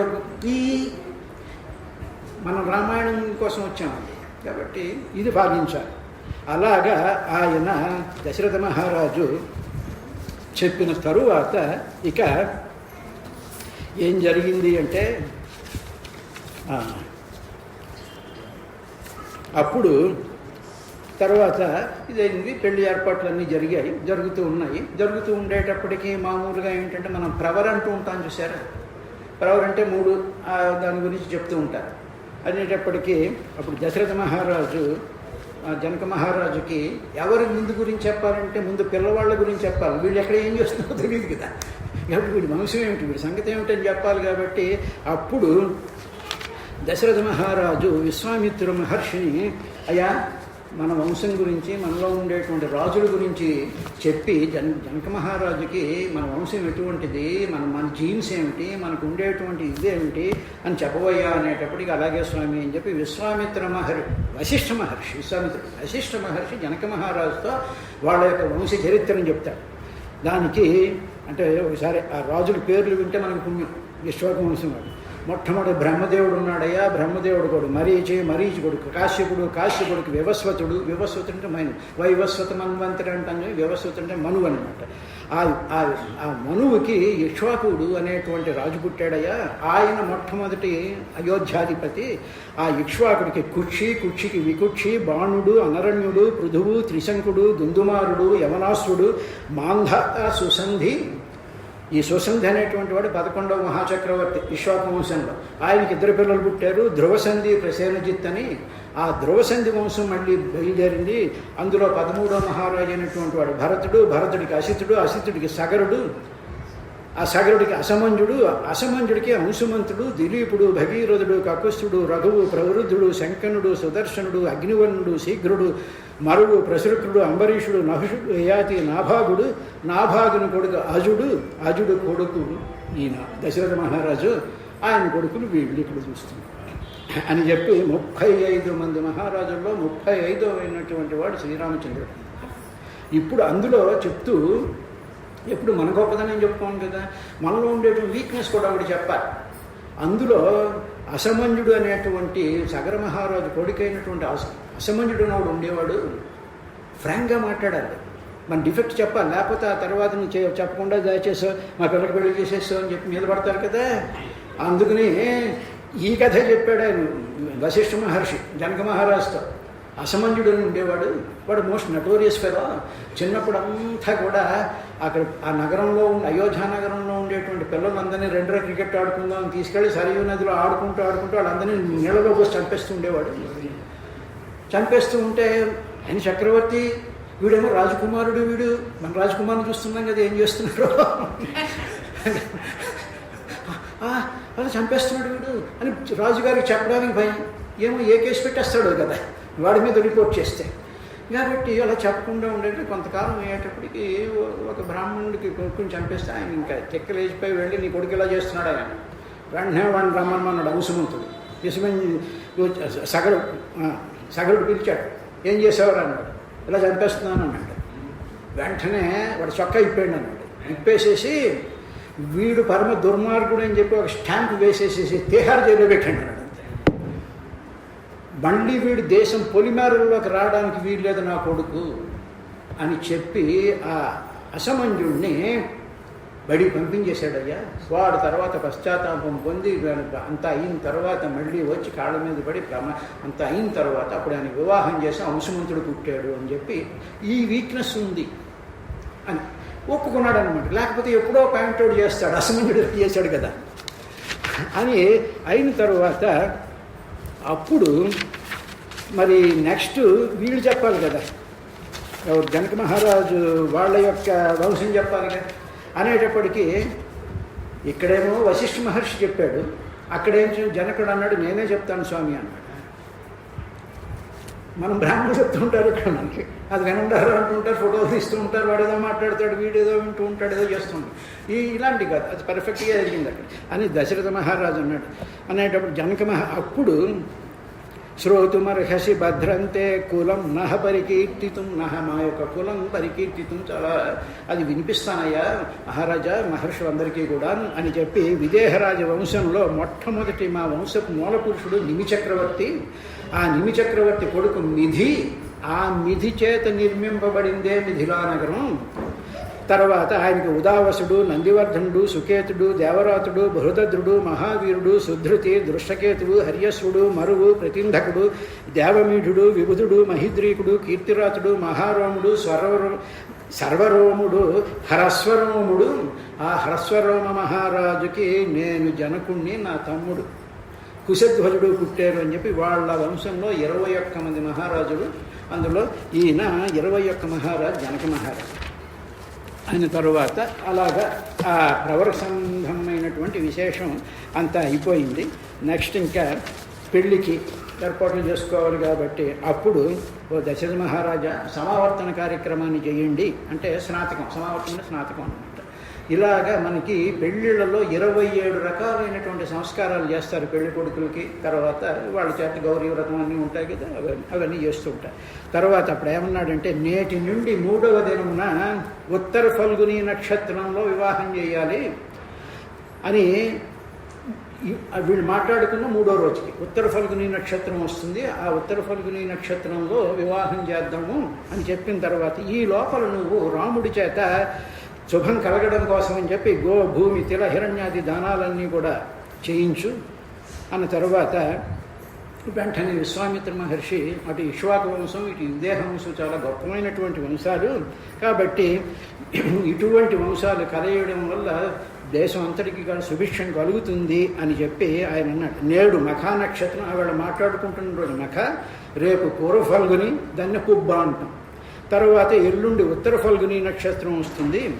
ఎందుకు ఉత్తర ఫల్గుని నక్షత్రంలో వివాహాన్ని ప్రిఫర్ చేస్తారు అంటే అప్పుడు భగ ప్రజాపతి సంతానాన్ని కలిగించేటువంటి ప్రజాపతి భగ ప్రజాపతి అంటారు. ఉత్తర ఫల్గుని నక్షత్రంలో ఆయన యొక్క స్థితి ఉచ్చస్థితిలో ఉంటుంది కాబట్టి అప్పుడు మనం వీళ్ళకి వివాహం చేద్దాం ఉత్తర ఫల్గుని నక్షత్రంలోనూ అని ఆయన చెప్పాడు. చెప్పిన తరువాత వెంటనే ఇంకేం చేయాలి అంటే మరి వివాహ మండపం చేయాలిగా, ఇందాక కింద మండపాలు చేస్తున్నట్టుగా మరి రేపు మండపాలు చేయాలి కదా. ఆ చేసేటువంటి వాళ్ళు ఎవరో వీళ్ళెవరో చేసినట్టున్నారు. అక్కడ సీతారాముల కళ్యాణానికి మండపాన్ని తయారు చేసినటువంటి వాళ్ళు ఎవరు అంటే తదేతచ్చుక్వాతు జనకం వశిష్ఠో భగవాన్ ఋషి విశ్వామిత్రం పురస్కృత్య శతానంద చ ధార్మికం. You don't come, nobody should come here. మీరు కదా ఆ వేదికను నిర్మించేటువంటి సందర్భంలో మేము ముగ్గురం చేస్తాం. ఒకడు విశ్వామిత్రుడు, వశిష్ఠుడు, శతానంద మహర్షి. దానికి కావలసినటువంటి ఆ వేదిక అగ్నిహోత్రంతో చేయాలిగా. అగ్నిహోత్రానికి సంబంధించినటువంటి ఆ ఇటుకలు పేర్చడం దగ్గర నుంచి, అక్కడ ముగ్గు వేయడం దగ్గర నుంచి, అక్కడ పెట్టాల్సినటువంటి పాత్రల దగ్గర నుంచి అవన్నీ కూడా మేమే అరేంజ్ చేస్తాం. నో బడీ షుడ్ టచ్ అనేసి మహర్షులైనటువంటి వాళ్ళ ముగ్గురు, ఎందుకంటే శ్రీమన్నారాయణ పెళ్ళి అన్న తర్వాత బంగారు పాలికలు తీసుకొచ్చారట, యవధాన్యపు మొలకలు తీసుకొచ్చారట. అలాగే యవధాన్యపు మొలకలతో కూడుకున్నటువంటి చిల్లులు కలిగినటువంటి కడవల్లో తీసుకొచ్చారు. నవధాన్యాల మొలకలతో కూడినటువంటి మూకుళ్ళు తెచ్చారు. ధూపాలతో కూడినటువంటి ధూపపాత్రలు తెచ్చారు. వేదిక చుట్టూ సుగంధ మాలికలతో అలంకరించారు మహర్షులే. ఎక్కడ పువ్వులు జవ్వాలి, ఎక్కడ ఈ మాలలు జల్లించాలని. శంఖపాత్రై శ్రువై శృద్భి పాతర్ఘ అర్ఘాభిపూరితై లాజపూర్ణైశ్చ పాత్రీభి అక్షతైరభిసంస్కృతై. అలాగే శంఖాకారంలో ఉండేటువంటి పాత్రలు, తర్వాత శృవ్వు హోమం జరగాలిగా, అవి 2. తర్వాత రాజపూర్ణైశ్చ పేలాలతో కూడుకున్నటువంటి మహత్తరమైనటువంటి బంగారు పాత్రలతో పేలాలు తీసుకొచ్చారట. అక్షతైరభిసంస్కృతై. అక్షతలు కలపండి అనగానే మనం ఏం చేస్తాం, ఇంత బియ్యం పట్టుకుంటారు, నలుగురు రాడాలి, అందులో పసుపు నీళ్లు కలిపేసి చేసేస్తుంటారు. అలాగే అక్షతలు కలిపేటప్పుడు ఏమైనా అభిసంస్కృతై, దానికి ఒక మంత్రం ఉంటుంది. ఆ మంత్రం చదువుతూ అక్షతలు కలపాలి. తెలియదు కాబట్టి పర్వాలేదు రండి. ఇప్పుడు ఆ మంత్రం ఏమిటంటే నేను చెప్పను, అది వద్దులేండి. కాబట్టి అక్షతలు అలా కలిపారట వేదికపై. అప్పుడు ఆ వేదిక పవిత్రం అవ్వాలి, ఏదైనా సరే పవిత్రం అవ్వాలంటే దాని మీద దర్భలు ఉండాలి. అందుకని అయోధ్య నుంచి తెచ్చినటువంటి మట్టిలో దర్భలు వేసి పట్టుకొచ్చాను, దాంట్లో దర్భలు ఉన్నాయి. తర్వాత ఆ వేదిక మీద మంత్రాలు పఠిస్తూ ఈ ముగ్గురు మహర్షులు కూడా ఆ అగ్నిహోత్రం చేసినటువంటి ఆ వేదిక చుట్టూ దర్భలు పరిచి మిగతా ప్రాంతం అంతా కూడా దర్భలు పరిచారు. ఈ దర్భలు పరచడం వల్ల ఏమవుతుందంటే దుష్టశక్తులు ఏవి కూడా రాకుండా దర్భలో 3 శక్తులతో కూడుకున్నటువంటిది ఉంటుంది, పైన మధ్యలోనూ కింద. అందువల్ల త్రిశక్తియుతమైనటువంటిది దర్భ కాబట్టి ఆ దర్భాలని ఆ మహర్షులు ముగ్గురు పరిచారు. అగ్నిమాధాయ వేద్యాంతు విధిమంత్ర పురస్కృతం జుహావాగ్నో మహాతేజ వశిష్ఠో భగవాన్ ఋషి. ఈ లోపల వశిష్ఠ మహర్షి దిగిపోయి యజ్ఞకుండం తయారు చేశారు. తయారు చేసిన తర్వాత వశిష్ఠ మహర్షి దిగిపోయి వెళ్ళి మంత్రపూర్వకంగా మంత్రాన్ని పఠిస్తూ అగ్నిసూక్తం యొక్క మంత్రాన్ని పఠిస్తూ ఆ వశిష్ఠ మహర్షి అగ్నిహోత్రాన్ని తీసుకొచ్చి అక్కడ దాంట్లో ప్రవేశపెట్టారు. ప్రవేశపెట్టిన తర్వాత ఇప్పుడు సీతా కళ్యాణ ఘట్టం వచ్చేసి రేపంతా బ్రహ్మాండంగా చేయిస్తారు కాబట్టి చూసి ఆనందించుగాను. తర్వాత అప్పుడు తత సీతాం సమానీయ సర్వాభరణభూషితాం సమక్షమగ్నే సంస్థాప్య రాఘవాభిముఖే తదా అబ్రవీజ్జనకో రాజా కౌసల్యవర్నందవర్ధకః. కౌశల్యకు ఆనందం కలిగించేటువంటి వాడనే పదం వాడతాడండి వాల్మీకి. అప్పుడు దశరథ నందవర్ధనుడు ఉండవు, ఎందుకంటే ఆ మహాతల్లి రాముడికి అన్నది, అందువల్ల ఆవిడ గర్భంలో నుంచి వచ్చాడు కాబట్టి. అప్పుడు జనక మహారాజు ఏం చేశాడంటే సర్వాలంకార భూషణితమైనటువంటి ఆ సీతాదేవిని ఆయన చేతిని పట్టుకుంటూ ఆయన తీసుకొచ్చి ఆ రాముడికి అభిముఖంగా కూర్చోబెట్టాడు. అగ్నిహోత్రం ఉంది, మహర్షులందరూ ఉన్నారు. ఉండేటప్పుడు ఎదురుగా రాముడు వారిని కూర్చోబెట్టి సీతాదేవి ఇక్కడ కూర్చుని ఉంటే అప్పుడు ఆవిడని అక్కడ కూర్చోబెట్టారు. దీనికే నేను గద్యం రాసినటువంటి దాంట్లో నవవధూ కళ్యాణ శుభశోభితాంగ కనకమణిమయ రత్నభూషణాలంకృత బహువేదకృత పాఠ జనిత హృద్వన్ని నుత భక్త ఘన పాప విధ్వంసకారిణి వరరామ చిన్మనో వపువసిత మోహిని. ఆ సీతాదేవి ఎవరంటే నవవధూ కళ్యాణ శుభశోభితంగా నవనవలాడిపోతూ ఉండేటువంటి శుభాలు మంగళాలన్నింటినీ కూడా విరజిమ్మేటువంటి ఆ సీతాదేవి శుభశోభితంగా అద్భుతమైనటువంటి శరీర అవయవాలతో కలిగి చూపరులందరికీ కూడా నమస్కారం పెట్టేటువంటి విధంగా ఉంది ఆవిడ. కనకమణిమయ రత్నభూషణాలంకృతం, సాక్షాత్తు లక్ష్మీదేవి కాబట్టి ఏముంది, ఆవిడ అన్నీ వేసేసుకొచ్చేస్తుంది. బహువేదకృత పాఠ జనిత హృద్వన్ని. ఈ లోపల ఈ మహర్షులు ముగ్గురు కూర్చుని వేదపాఠం చేస్తున్నారుగా. ఆ వేదపాఠం చేస్తున్నప్పుడు బహువేదకృత పాఠ, వాళ్ళు వేదపాఠాన్ని చేస్తూ ఉన్నప్పుడు జ్వలించినటువంటి హృద్వన్ని అగ్నిస్వరూపంలో వెలిగిపోతూ సీతాదేవి అక్కడ ఉందన్నమాట.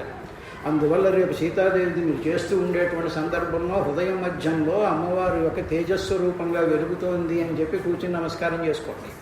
తర్వాత నుత భక్త ఘన పాప విధ్వంసకారిణి. ఆ మహత్తరమైనటువంటి తేజస్సు ఏం చేస్తుంది అంటే ఆ అమ్మవారికి నమస్కారం పెట్టేటువంటి వాళ్ళ యొక్క పాపాలన్నిటినీ కూడా విధ్వంసం చేసేస్తుంది అమ్మవారు. వరరామ చిన్మనో బపువసిత మోహిని. ఈయన ఎదురుగా కూర్చున్నాడుగా, ఈయనటి బుట్టలో పడిపోయాడు వెంటనే. వరరామ వరుడైనటువంటి రాముడి యొక్క చిన్మనో వపు, చాలా అందంగా మెరిసిపోతూ ఉండేటువంటి ఆ సీతాదేవి యొక్క శరీరాన్ని చూసి ఆ శరీరాన్ని ఈయనని మోహింపజేసేసిందిట. ఈయన శరీరాన్ని చూడగానే అబ్బా అని ఆవిడ రామచంద్రుడిని మోహింపజేసేటువంటి మహత్తరమైనటువంటి అందగత్తె. అలా ఉండేటువంటి ఆ సీతాదేవిని ఆ రామచంద్రుడు ఎదురుగా కూర్చోబెట్టిన తరువాత అప్పుడు జనక మహారాజు ఒకటే శ్లోకం ఉంటుందండి రామాయణంలో, ఇయం సీత మమ సుత. ఎంత గొప్పగా చెప్పుకున్నాడు, నా కూతురు అని చెప్పుకోవాలండి.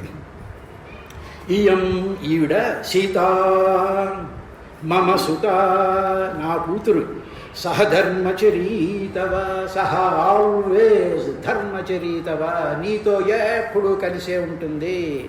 ప్రతీచ్ఛ ఏనాం భద్రం తే పాణి గృహిణీష్వ పాణిన. ఓ రామచంద్ర, మా అమ్మాయి చెయ్యి నీకు అందిస్తా, నీవు గృహిణీష్వ, నువ్వు గ్రహించు మా అమ్మాయి చేతిని. అందువల్ల వివాహం మొట్టమొదట చేయాల్సినటువంటిది ఏమిటంటే ఈ వరుడు ఈ వధువు ఇద్దరూ కూడా ఒకళ్ళ చేతిలో ఒకళ్ళ చేతిని ఆ తండ్రి అందిస్తాడు.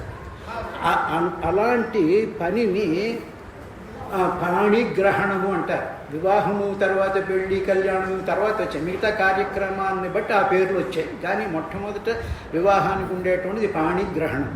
అయిన తర్వాత అప్పుడు రాముడు ఇలా చూస్తూ ఉండేటప్పటికీ మా అమ్మాయి గురించి నువ్వేం వర్రీ అవ్వాల్సిన పని లేదు. పతివ్రత మహాభాగ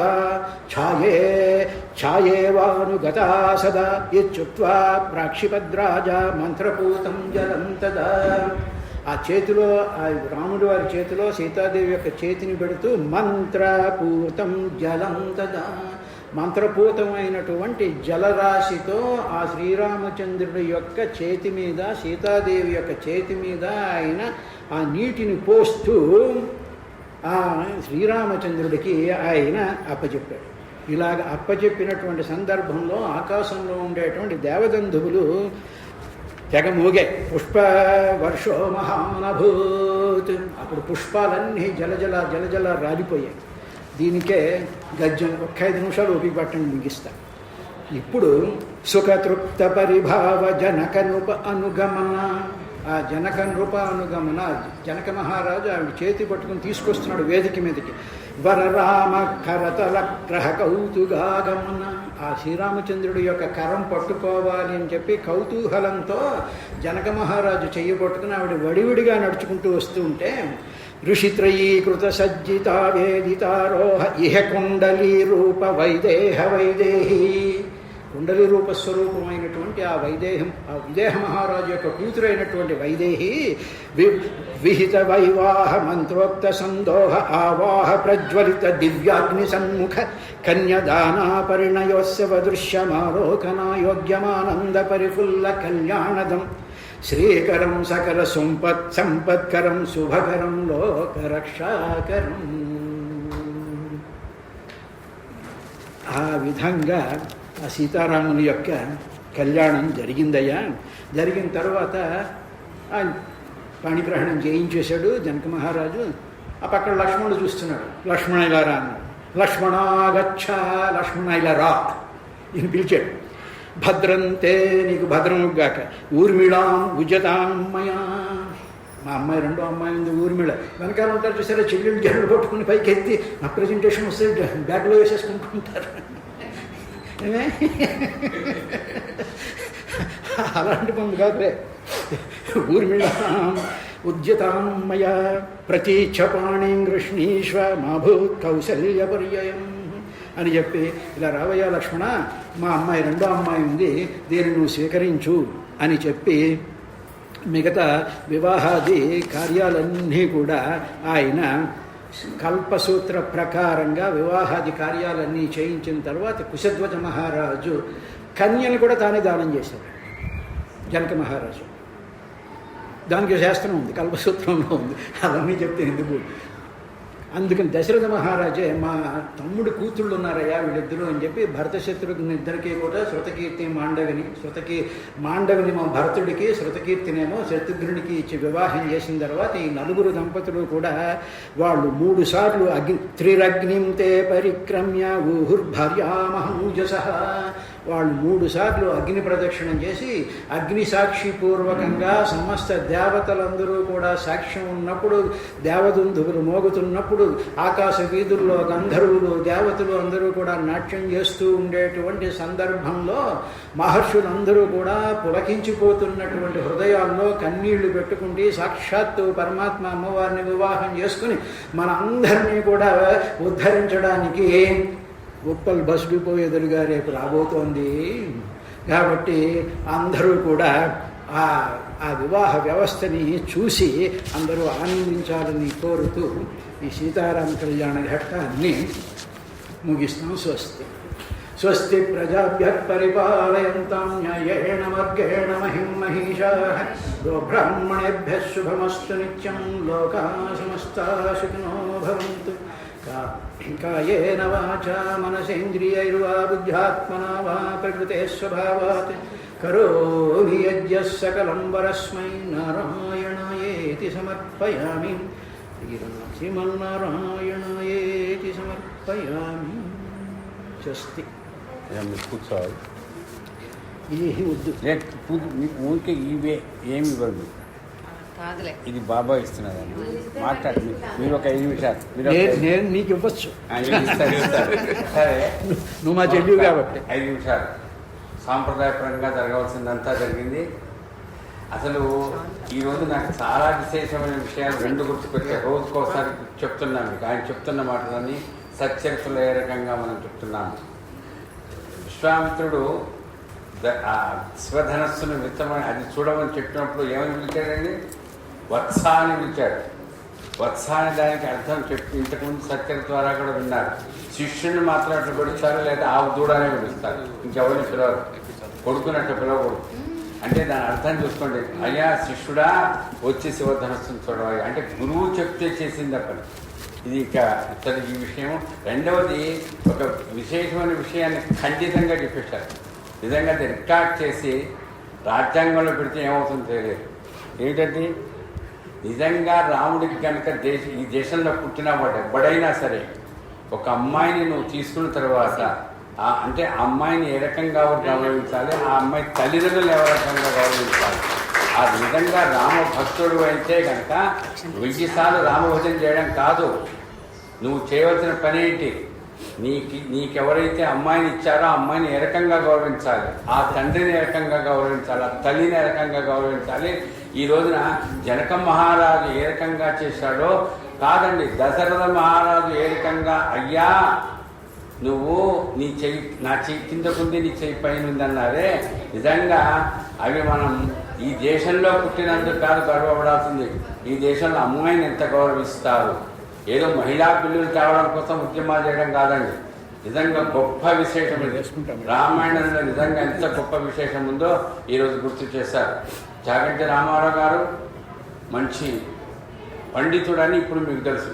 కానీ నాకు తెలిసింది, నేను ఎన్జీఆర్ఏలో పనిచేసినప్పటి నుంచి ఆయన ఎయిర్పోర్ట్ సర్వీస్లో సైంటిస్ట్ ఆయన డిప్యూటీ డైరెక్టర్ కూడా వర్క్ చేశారు, రిటైర్ అయ్యారు. కానీ ఆయన ఉద్యోగంలో ఉన్నప్పటి నుంచి నాకు పరిచయం ఏంటంటే ఆయన గొప్ప రామభక్తుడు, సాయిబాబా భక్తుడు. సచరిత్ర ఎక్కడ ఎంత చక్కగా విన్నారో నాకు తెలుసు. వాళ్ళ ఇంట్లో మొత్తం వాళ్ళ నాన్నగారు కానీ అమ్మగారు కానీ వాళ్ళ ఆవిడ కానీ మొత్తం బాబా భక్తులు వాడంతా. వాళ్ళు ఇది ఒక ఉదాహరణ ఏంటంటే మొట్టమొదటి జ్ఞాన యజ్ఞం ఇక్కడ జరిగింది అంటే కింద, పైన కాదు. అందుకని దీనికి జ్ఞాన మండపం అన్నారు. ఇప్పుడు అన్నారు మొత్తం జరిగిన రామాయణంలో మొత్తం శుభకార్యాలన్నీ ఎక్కడ జరిగాయంటే జ్ఞానంలో జ్ఞాన యజ్ఞాలన్నీ యజ్ఞ మండపంలో, ఇది యజ్ఞ మండపంలో జరిగింది.